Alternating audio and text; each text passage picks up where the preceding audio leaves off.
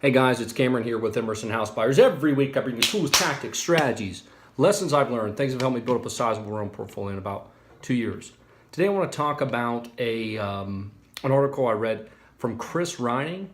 He's got a blog, big into finance, and it's got a lot of great articles, but I saw this one the other day, and it's called 5 Quick Money Tips for Millennials to Become Millionaires.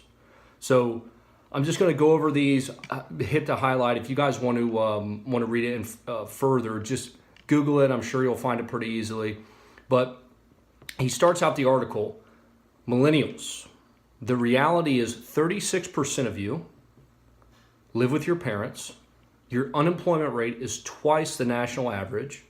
And if you happen to be one of the lucky employed, just 30% of you consider your job a career. That's an interesting way to start an article, right? Some millennials, believe it's like mid 30s to in the teens, 20s, somewhere in there, as of 2018. So he goes on to these rules, and I'll just walk through these 5 rules, and he has got a key takeaway of each. I just want to highlight these, and like I said, if you guys want all the nitty gritty and the details, please go on Google 5 quick money tips for millennials to become millionaires. So, rule number one, your future self will want to retire. Okay? Only 20% of seniors have $10,000. Woo! Sorry, Grams, you can't do much. A third of people near retirement age will live in poverty for the rest of their lives. I mean, guys, this is consistent. We've seen the data all over the place. This is very, very, very consistent. Most families have saved $100,000 for retirement. Now, assuming an annual market return of 7%, a 22-year-old who starts out making $45,500 a year and gets a 3% annual raise can have $1 million at the age of 57 if they elect to invest 10% of their income. I want to say that again. 22 years old, so just freshly out of school. If you invest 10% of your income, if you have a starting salary at $45,500, you get a 3% raise each year, which is pretty conservative. You will, at a 7% growth rate, you will have $1 million at age 57. Not too bad. At age 57, if you use the standard withdrawal rate of 4%, using the 4% rule, you can generate an inflation-adjusted $40,000 a year in passive income. That's based off the Trinity study. It's very widely used. So if you draw 4% off your portfolio, it's like 90-some%. It's over 95% of the time on a 20, 25, and 30-year time horizon. If you use 50-50 stock bond split or a 75-25 stock bond split, you will, the odds is like I said, 95% plus that you'll have more than what you started out with. So takeaway. At a minimum, invest 10% of your income. Cool. That's rule number 1. At minimum, invest 10% of your income. Rule number 2, don't buy a house. Okay? Now, we've talked about this before on other episodes, guys. Housing is expensive. It's one of your largest, besides taxes. It's one of 2 things for you. It's either taxes are your largest expense or your housing costs, your mortgage payment or your rent. Those are the 2 largest expenses you're going to face. Most people starting out, probably get out of school, you're probably going to be on the rent side is going to be higher than your taxes. But those are the 2. So he's saying don't buy it. Don't believe in the propaganda. He basically said that an investment or housing from 1890 to 2012, an inflation-adjusted return on a house was 0.17%. That means if you bought a house for $5,000 in 1890, it's worth $6,100 in 2012. Over the same period, the inflation-adjusted return of the stock market was 6.27%. That means if you invested the same $5,000, it would be worth $8 million, a gain of literally $7,995,000. So, guys, what's the takeaway there? You need to be invested in the market. Run the numbers, and his big thing is run the numbers before buying a house. Guys, we've talked about strategies, house hacking, doing live-in flips, live-in rents, BRRRR methods. There's so many different ways to get in and reduce your housing costs. Scott Trench has a book. He's with Bigger Pockets.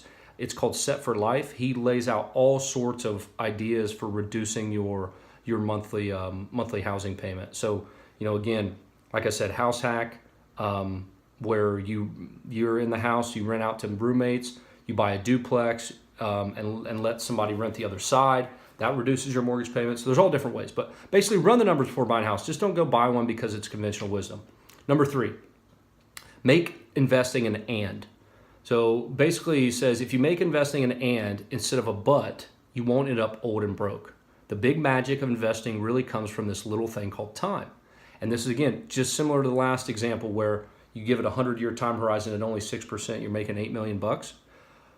Let's say by 50, you want $1 million, okay?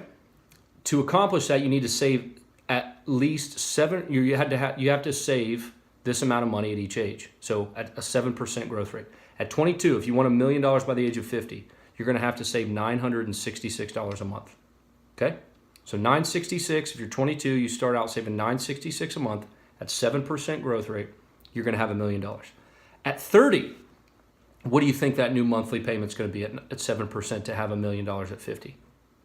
$1,900, over doubled. 40, what would you have to save each month to have it by 50? $5,637. Holy Moses. Guys, it's time. I mean, we've talked about it before. This is not anything that we haven't spoken about several times. Check out some of the other videos up here about compound interest and how crazy it is.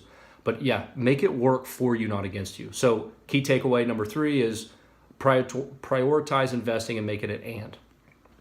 Number 4, how do you think strategically? So by figuring out how you can get the skills you need without a degree. So he goes on to talk about these options for not getting a degree but still acquiring the skills you need to be valuable and get a high salary. And he's got out Code Academy, or he calls out here Code Academy, Creative Live, Khan Academy, lynda.com, Skillshare, Udemy.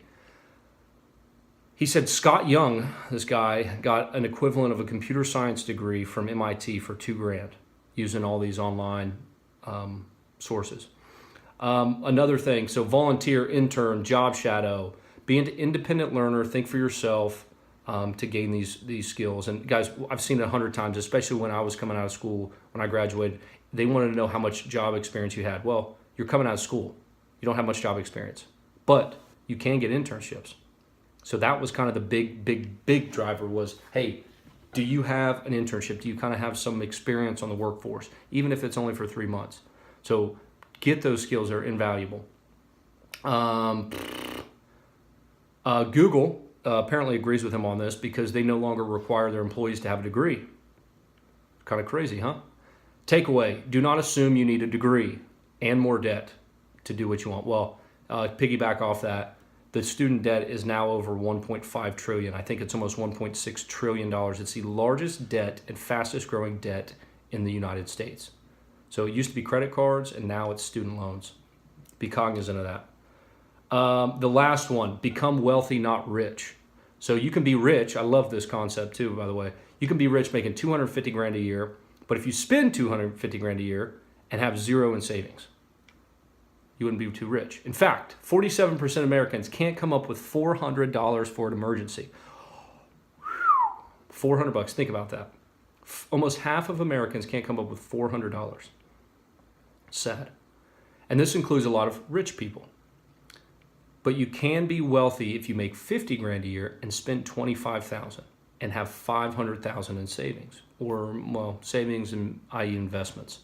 So guys, be cognizant of that. Control spending. Nobody likes the budget word, but just watch your spending. Budget, I think Dave Ramsey said this, but it's giving your dollars a mission or a goal or an intention. If you're just letting it go, then they don't have any, your money doesn't have any intention and you just spend it willy-nilly. So yeah, guys, it's not about how much you make. I mean, trust me, it's easier. If you make $250,000 a year, it's a hell of a lot easier to save a bunch of money. But it's also easier to spend that money. You feel like you've got a lot and you spend it. So I know people, plenty of people that live paycheck to paycheck. So key takeaway number 5, be wealthy, not rich. So those are the 5, guys. I'm going to go through them one more time here real quick. Number 1, at minimum invest 10% of your income. Number 2, run the numbers before buying a house. Number 3, prioritize investing by making it an and, not a but. Number 4, don't assume you need another degree and more debt to do what you want. Number 5, be wealthy, not rich. Being wealthy is greater than being rich.